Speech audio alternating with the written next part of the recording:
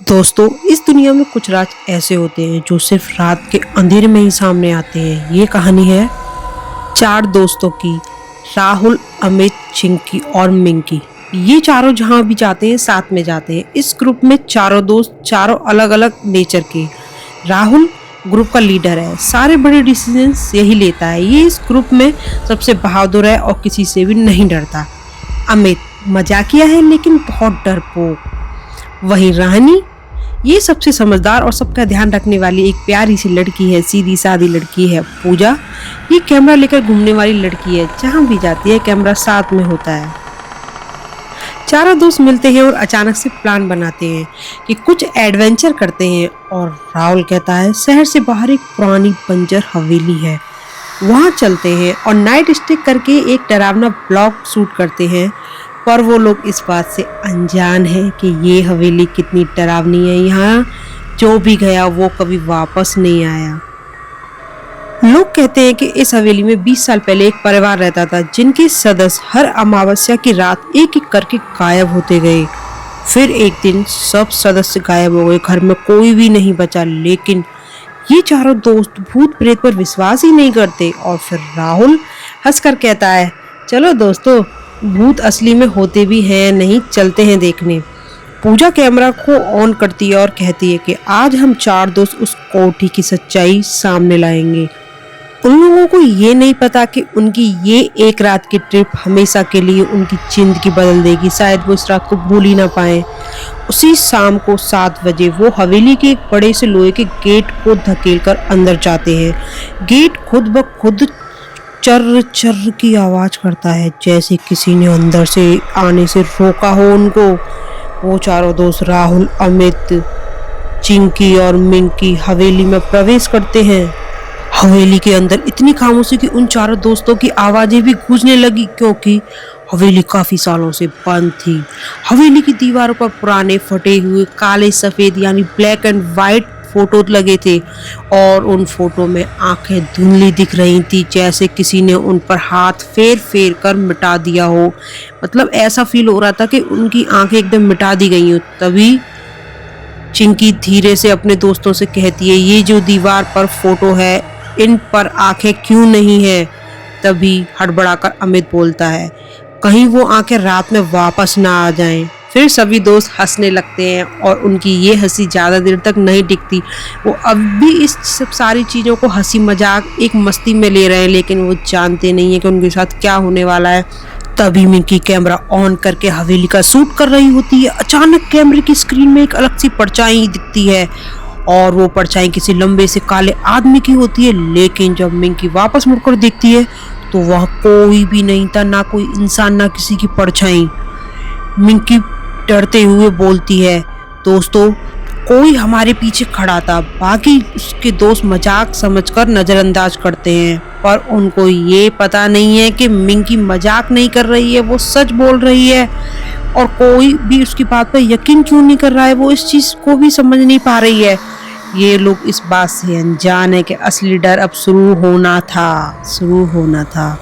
रात के करीब 9 बजे ये चारों दोस्त हवेली के तहखाने यानी बेसमेंट की तरफ जाते हैं। सीढ़ियों से उतरते ही तापमान अचानक गिर जाता है, वहाँ काफी ठंड होने लगती है और इन चारों दोस्तों को ठंड महसूस होने लगती है, क्योंकि वो वाकई में ठंड थी लेकिन बाहर गर्मी थी। फिर ये चारों दोस्त तहखाने के एक कमरे में जाते हैं, जिसमें दीवार पर लिखा था, जो अंदर आएगा वो बाहर नहीं जाएगा। चिंकी दीवार पर टॉर्च से रोशनी डालती है और देखती है मानो किसी ने दीवार पर नाखूनों से खरोच खरोच कर लाइनें बनाई हो, जैसे किसी ने बाहर निकलने की कोशिश की और वो ना निकल पाया हो। तभी अमित घबराकर कहता है, गाइस सीरियसली, ये प्लेस नॉर्मल नहीं है, इसमें कुछ तो गड़बड़ है। तभी कैमरे के अंदर से धीरे धीरे बच्चे की हंसी सुनाई देती है, जबकि कैमरे के अंदर से हंसी कैसे सुनाई दे सकती है?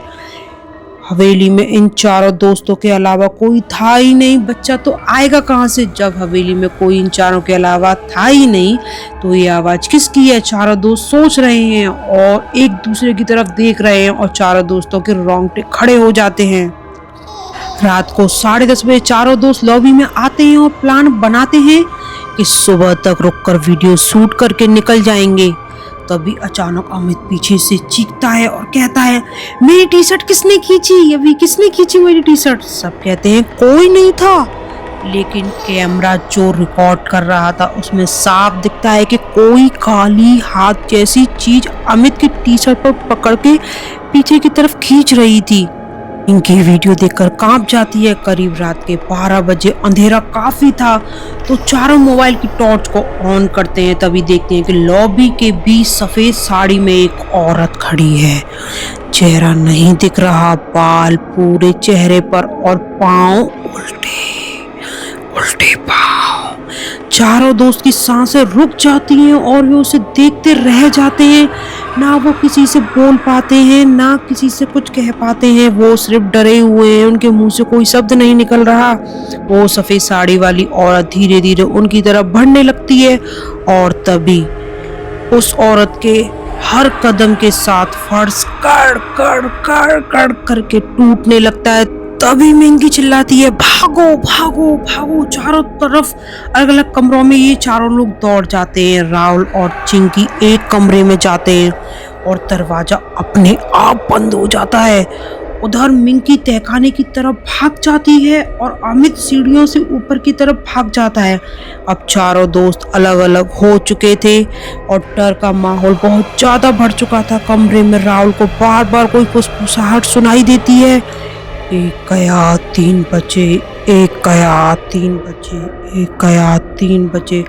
तभी मिंकी राहुल से कहती है, राहुल ये हवेली हमसे खेल रही है, ये हमारे साथ कुछ ना कुछ तो खेल रही है। अमित को ऊपर की मंजिल पर एक पुरानी दराज मिलती है जिसमें 20 साल पुरानी एक डायरी रखी थी।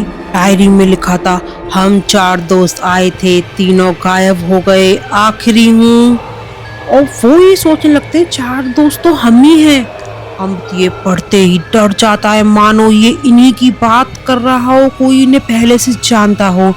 तभी डायरी के पेज खुद खुलने लगते हैं और एक लाइन पर रुकते हैं, हवेली 4 की तलाश में रहती है, हवेली 4 की तलाश में रहती है। यानी 4 दोस्तों का ग्रुप और इन चारों, ये ग्रुप भी इन चारों दोस्तों का ही है। तभी अमित पीछे मुड़ता है और देखता है वही सफेद साड़ी वाली औरत पीछे खड़ी है और वो चीखता है, राहुल राहुल राहुल। और आवाज अचानक बंद हो जाती है। तभी पूजा तहखाने में गिर जाती है। वहां तहखाने में उसे एक पुराना टेप रिकॉर्डर मिलता है। टेप अपने आप ऑन हो जाता है और टेप ऑन होते ही आवाज आती है, जो भी 4 लोग इस हवेली में आते हैं, हवेली उनमें से एक को अपना बना लेती है, बाकी 3 को नहीं बनाती। शायद 3 को अपना बना लेती है, 3 को अपना बना लेती है। ये चीजें बार बार गूंजने लगती हैं उस रूम में। और तभी मिंकी देखती है अमित की लाश छत से उल्टी लटकी हुई है। उसकी आंखें नहीं थी, वो वही आंखें जो हवेली की दीवारों पर फोटो में गायब थी। फिर राहुल और चिंकी तहखाने में पहुंचते हैं। तहखाने की सभी दीवारों पर 4-4 आंखें खून से बनी होती हैं, जैसे हवेली उन्हें देख रही हो। तभी अचानक से सफेद साड़ी वाली औरत फिर आती है, प्रकट हो जाती है और बोलती है, 4 में से एक मेरा होगा। तभी राहुल चिल्लाकर कहता है, कौन चाहिए तुझे हम में से, कौन? सफेद साड़ी वाली औरत मिंकी की तरफ इशारा करती है और मिंकी का शरीर हवा में उठ जाता है। वो रोकर कहती है, बचाओ बचाओ बचाओ बचाओ बचाओ। पर हवेली उसका चेहरा अपनी तरफ खींच लेती है। अंधेरे में मिंकी गायब हो जाती है। तभी राहुल और चिंकी भागकर हवेली के बाहर पहुंचते हैं। बाहर आते ही सुबह की पहली रोशनी दिखती है। दोनों राहुल और चिंकी रोते हुए बाहर निकल जाते हैं। हवेली से वापस आने के 2 दिन बाद राहुल कैमरे में चिंकी का कैमरा फुटेज देखने लगता है।